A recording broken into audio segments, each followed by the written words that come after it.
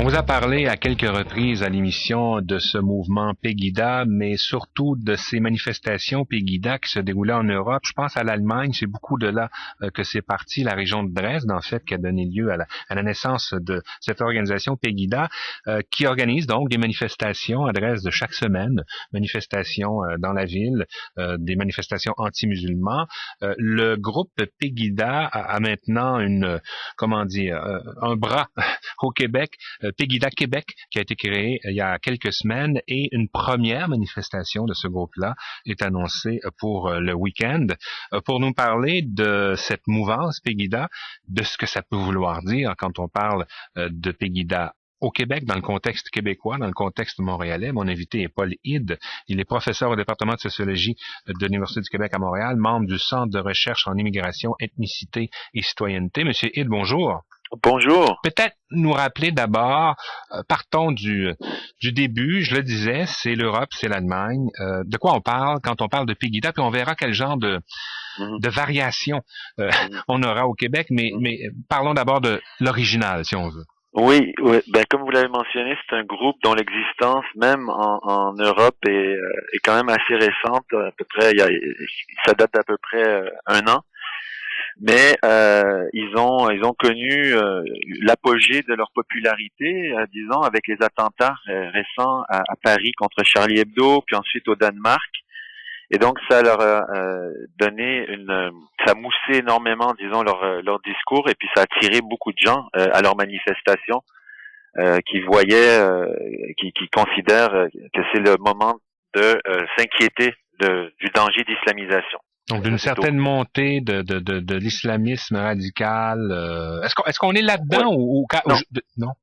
C'est-à-dire eux vont instrumentaliser les attentats terroristes pour dire, vous voyez, la plupart de ces attentats sont commis par des jeunes d'origine maghrébine, des musulmans d'origine étrangère qui sont nés ici mais qui ont jamais réussi à s'assimiler. Oui. Alors eux, ce qu'ils veulent montrer, c'est que l'islamisme est un symptôme d'un échec de l'intégration en Europe.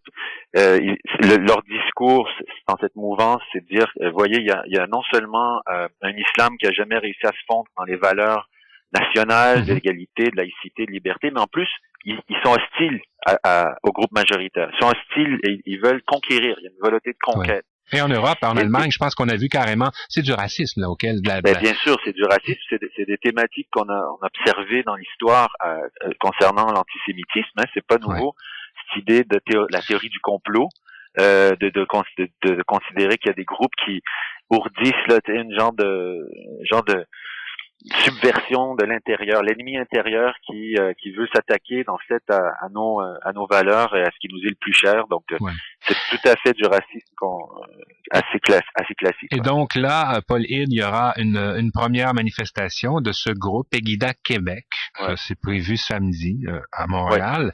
Quelle résonance ça peut avoir chez nous? Êtes-vous inquiet? Oui, je suis inquiet un petit peu, mais d'un autre côté, je suis assez confiant que pour dire que au Québec, je crois pas que ça va avoir ce type de discours alarmiste et de théorie du complot va peut-être pas avoir la même réceptivité, risque d'être condamné beaucoup plus fermement dans les médias mainstream par les élites. Donc je pense qu'ils vont avoir de la difficulté à mobiliser. Il y a des groupes qui existent avant Pegida qui se sont formés aussi ces dernières années, des groupes locaux qui tiennent un peu le même discours qui veut alerter finalement la société au danger de l'islamisation et de l'islam au Québec.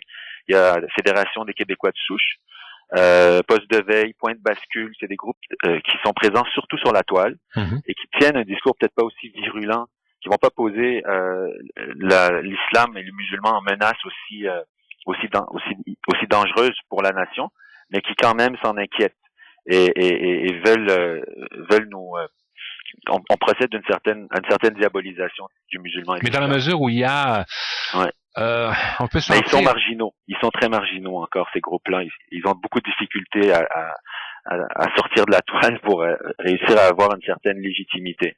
Ouais. Et Pegida, je crois que ça va être un peu la même chose. les services de renseignement... Malgré l'inconfort, l'insécurité, il y a eu tous ces débats autour de l'emplacement de mosquées, l'affaire Charkaoui, etc. Oui, mais oui, tout à fait. C'est que dans le cas de la mosquée et puis de l'affaire Charkaoui, on a des cas individuels où on essaie on considère qu'il y a une menace qui est individuelle à tort ou à raison, qui risque d'endoctriner, de créer des clones. Bon, mais on est encore loin, enfin j'espère, des discours à la Pegida où on nous dit c'est un problème, il y a un problème social. Oui. Et c'est les musulmans dans l'ensemble qui sont un peu comme un cheval de Troie là. Et dans la cité et qui veulent changer les règles de fonctionnement, imposer un islam radical, conservateur, patriarcal. Et puis dans ce discours-là, c'est que tout musulman est un peu un islamiste en puissance, un non intégré et un radical en puissance. Oui. Voilà. Donc c'est pas exactement la même chose. Mais ici, oui, ponctuellement, sporadiquement, il y a une montée d'islamophobie qui peut être attisée par certains cas individuels qui sont présentés comme des islamistes ou comme une menace islamiste. Bon, alors on va suivre ça attentivement, c'est certain. Paul Hide, professeur au département de sociologie de l'UQAM, membre du Centre de recherche en immigration, ethnicité et citoyenneté. Merci beaucoup.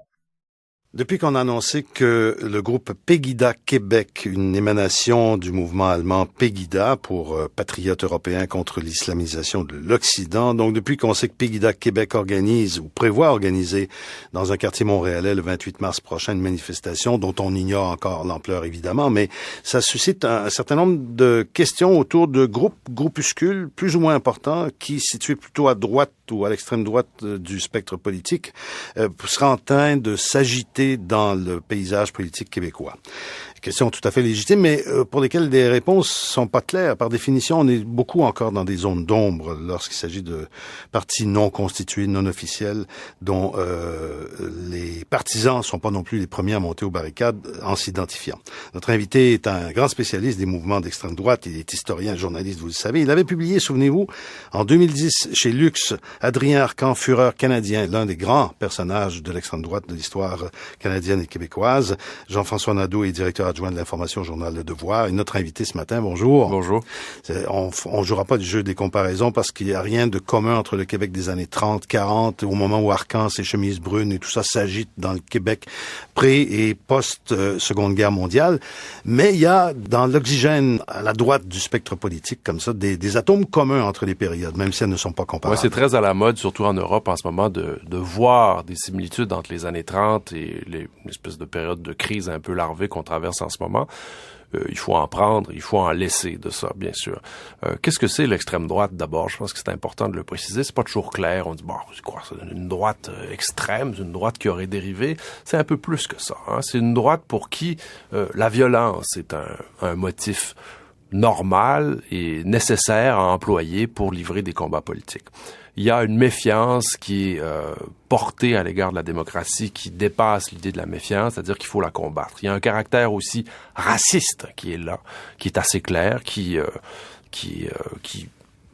porte sur différentes cibles, un caractère autoritaire aussi, quelque chose de très élitiste aussi. On a l'impression d'appartenir à une fatrie, une sorte de peuple élu. Une sorte de peuple élu pour qui il doit y avoir une adéquation entre des idées, en l'occurrence les leurs, et celles de la patrie qu'ils disent chérir. Hein. Donc souvent on a l'idée de patriotes pour qui ils détiendraient la vérité à l'égard de la patrie. Donc il y a une forme d'intolérance qui est là, qui rejoint exactement très souvent l'intolérance des autres qu'ils disent combattre. Oui.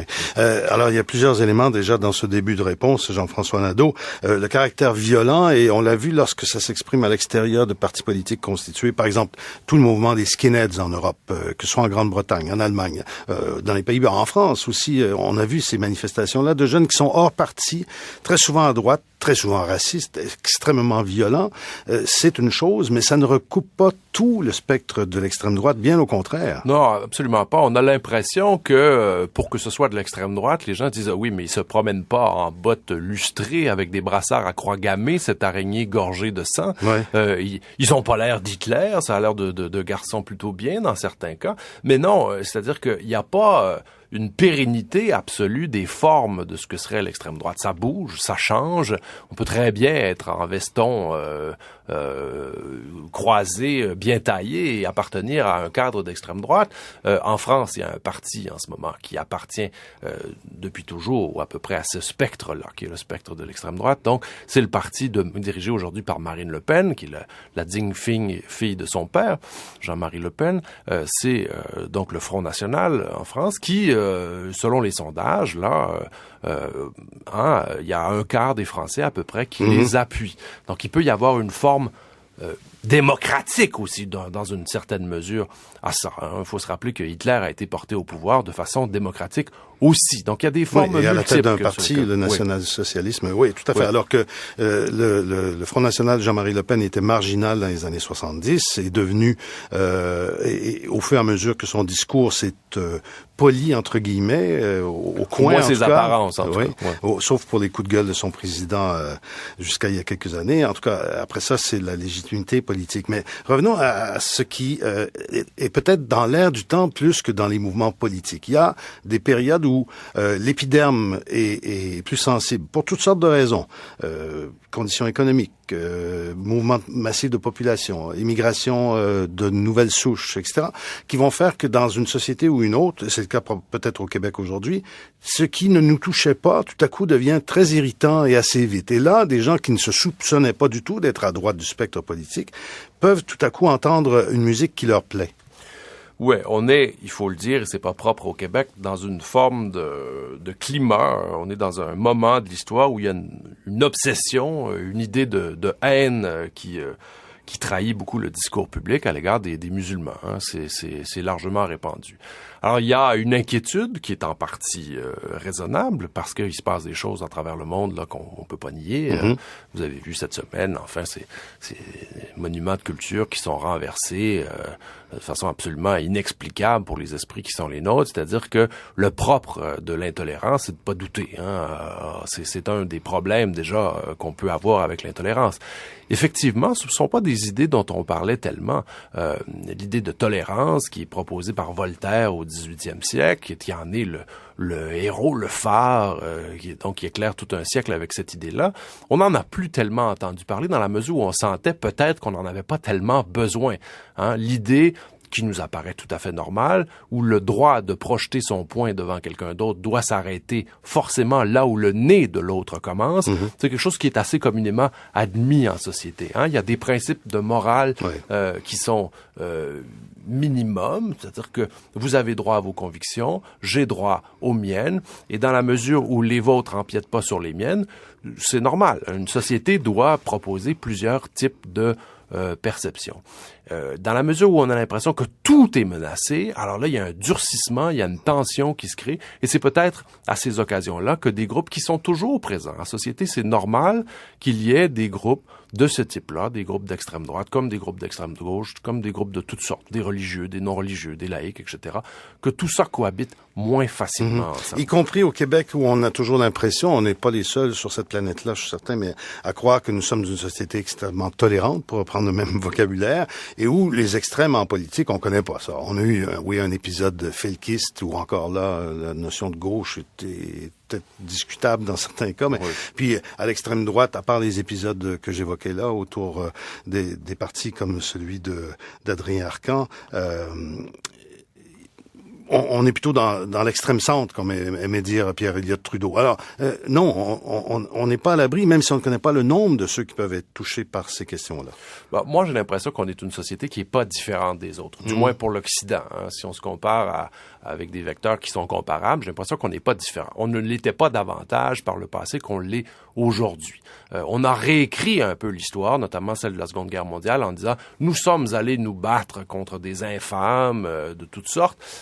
oui, c'est vrai en partie, mais il y avait aussi dans nos sociétés, aux États-Unis, au Canada, dans l'Amérique tout entière, bref, des courants qui étaient assez semblables à ceux qu'on allait combattre. Il y a eu des grands rassemblements à New York, il y en a eu à Toronto, il y en a eu à Montréal, qui étaient du même ordre et de la même eau que ce qu'on allait combattre. La situation des Noirs, la ségrégation des Noirs aux États-Unis, ça existait avant et ça existait aussi après la Seconde Guerre mondiale. C'est aussi du racisme. Donc, il y a des courants qui sont contradictoires dans une société, qui sont là, qui sont présents, et des forces historiques qu'on mesure pas très bien, qu'on mesure après coup, qui font en sorte qu'ils vont ressurgir ou qui vont disparaître. Donc, la tolérance, au fond, c'est un principe qui est difficile, hein, qui est difficile à maintenir.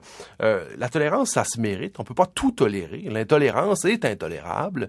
Et jusqu'où on doit aller dans ces réserves-là par rapport à l'extrême droite, par exemple? Qui sont ces gens-là? Jusqu'où on peut les tolérer? Parce que jusque dans leur intolérance, non, je ne crois pas. Il y a, au Québec, en ce moment-là, il y a eu un rassemblement dont on a parlé un peu dans les journaux il y a quelques jours, de groupes d'extrême droite, notamment autour de la Fédération des Québécois de souche, dont déjà le nom est un peu particulier. Qui sont ces gens-là? Ils ressemblent exactement au cadre classique de l'extrême droite. On y voit donc des discours assez étonnants. Par exemple, l'art contemporain serait pour eux une célébration de l'individualité, mais qui serait manipulée par la CIA. Hitler a fait presque aussi bien à un moment donné. Bien, en effet. L'idée d'un complot, donc, qui est là. Les féministes qui seraient essentiellement des schizophrènes, dont les motifs seraient pas intéressants. On appuie le Front National, on tient en intérêt quelqu'un comme Dieudonné ou des personnages de ce type-là. Alain Soral, par exemple, qui est un négationniste pour qui essentiellement l'univers du massacre des Juifs pendant la Seconde Guerre mondiale serait une invention de l'histoire. Donc tout ça est assez malheureux. Oui, malheureux, mais en même temps, il y a plusieurs affirmations là-dedans qui sont risibles. Si c'était pas inquiétant, à la limite, on pourrait juste en rire, tout simplement. Bon, il y a ça. Oui, mais avec un bâton de baseball, c'est moins évident. C'est moins évident. Oui. Même s'il n'y a pas encore eu d'accrochage ouvertement revendiqué, violent de la part de groupes ou d'individus de cette nature-là, ici, en tout cas, que je sache.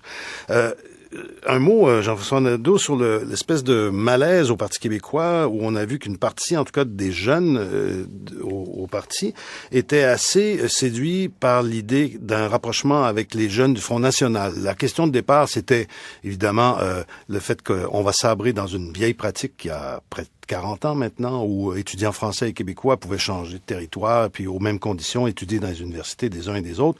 Ce système-là est en train de disparaître. Et au FN, on disait, là, nos amis indépendantistes québécois, il faut quand même travailler avec eux. Et puis, il y en a au PQ qui disaient, oui, c'est une bonne idée, tout ça. Un peu en faisant fi ou en faisant l'économie d'une leçon d'histoire sur la nature du Front national, en dehors de ce dossier-là. Est-ce que c'est des choses qui devraient être inquiétantes? Il faut toujours faire attention, évidemment, à ces questions-là. Mais là, dans le cas qui nous occupe présent, il faut en prendre et en laisser. Il s'agit de discussion avec des jeunes dans un cercle fermé, et tout ça a été tué dans l'œuf assez rapidement. Intéressant, par contre, de voir cette semaine dans le Huffington Post un blog qui est assez intéressant, qui vaut ce qu'il vaut, bien sûr, puisque l'échantillonnage est questionnable, mais il est allé chez 2 candidats du Parti québécois dans des sites non officiels, des gens qui se présentent comme des supporters. Mais encore une fois, ils sont pas appuyés directement, ni par le parti, ni par les candidats en question. Et il a noté un nombre assez impressionnant dans ces lieux fermés, encore une fois privés, de propos qui sont assez racistes, assez clairement racistes. Violent parfois. Très violent. Oui.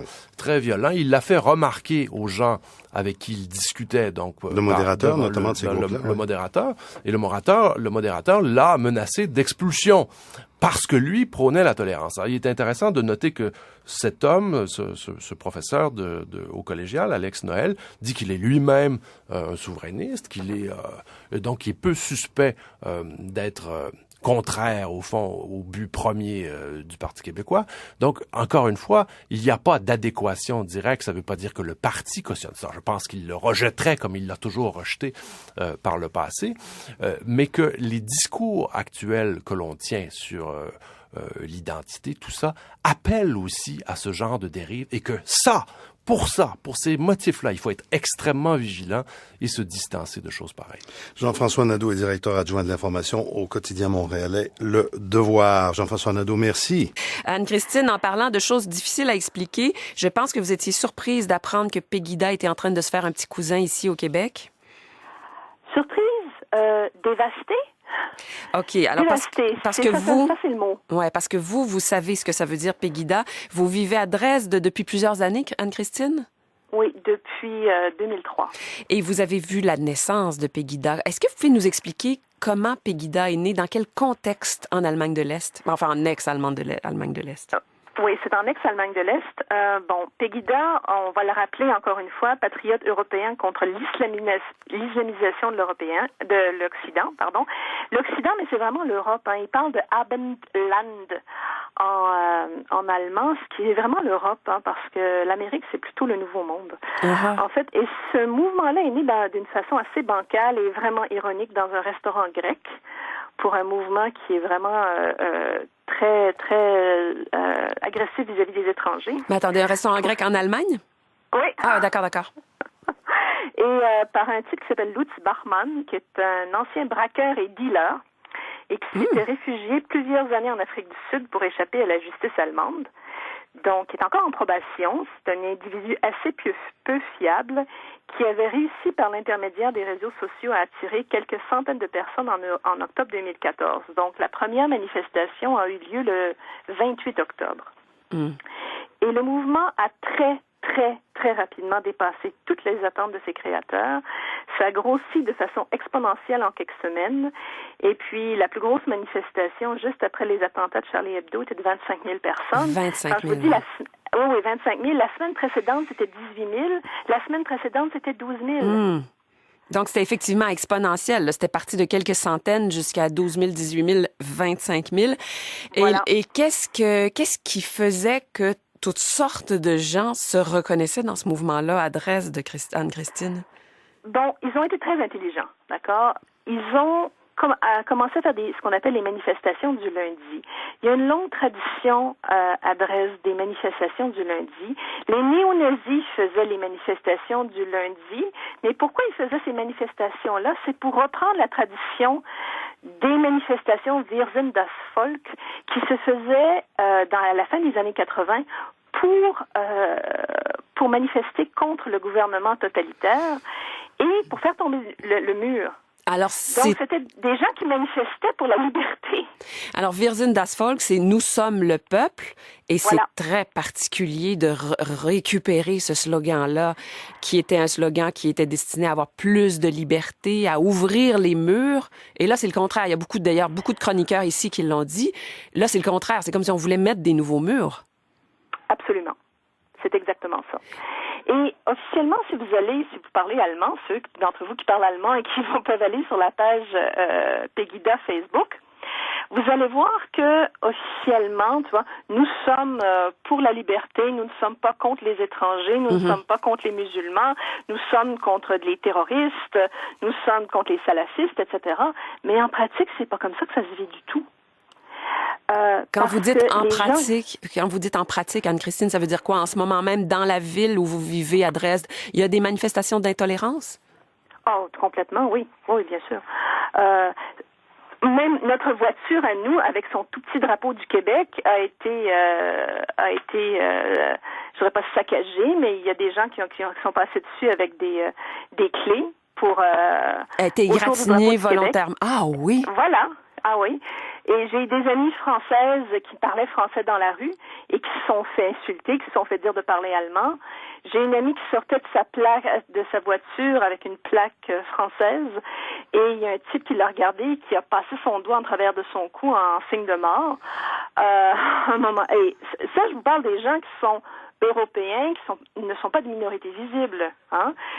Ceux qui sont noirs, même qui parlent parfaitement allemand, qui demeurent à Dresde depuis des années, outre le fait qu'ils n'arrivent pas malgré leur diplôme, à avoir d'autre travail que d'être caissier, mais quand ils sont chanceux d'être caissier dans un petit magasin d'alimentation, ils se font insulter régulièrement. Mais Anne-Christine, c'est terrifiant ce que vous racontez. Qu'est-ce qui peut expliquer ça? Quelle histoire liée à ce coin-là de l'Allemagne peut expliquer un comportement, mais aussi ouvertement xénophobe? Bon, alors, je vais vous donner les éléments en ordre, OK? Parce que tout ça s'accumule. Il nous reste 2 minutes, alors, cela dit. Oui, allez-y. Donc, Dresde est une ville qui a été sauvagement bombardée en 1945, qui s'en remet à peine 70 ans plus tard. Premier élément. Deuxième élément, c'est une ville de l'ex-Allemagne de l'Est et la population a vécu en vase clos pendant 40 ans. Ah oui. Numéro 2. Numéro 3, société coupée de ses élites qui viennent la plupart du temps de l'Ouest, qui sont plus riches. Okay? Donc, élite politique, élite financière, élite intellectuelle viennent souvent de l'Ouest. Donc, la population se sent coupée de ses élites. Autre élément, depuis quelques années, c'est assez récent que tout à coup, il y a des Pakistanais, Afghans, des gens qui viennent qui font partie des minorités visibles, entre guillemets, qui débarquent à Dresde parce que Dresde est devenu un lieu où on acceptait les réfugiés. Alors, c'est tout nouveau dans l'existence des gens. Il faut comprendre une chose, c'est que les 35 ans et plus n'ont pas appris l'anglais à l'école, ils ont appris le russe. Donc, ils ne savent pas communiquer, hein, et la haine naît de l'ignorance. C'est vrai du temps de Marco Polo, c'est encore vrai aujourd'hui. En plus, l'Allemagne a accueilli en 2014 170 000 réfugiés. Oui.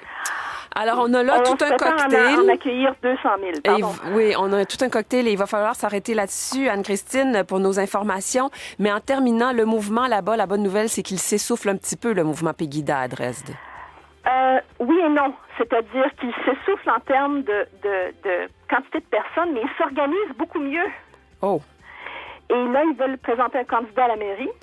Alors, ça inquiète tout le monde. Oh, d'accord. Alors non, c'est pas rassurant, effectivement. On aura sûrement l'occasion de s'en reparler. Merci beaucoup, Anne-Christine Loranger, journaliste donc et professeure de langue à Dresde, en Allemagne. Tout ça en attendant, pas de gaieté de cœur, une manifestation et des contre-manifestations demain à Montréal du même mouvement Pegida.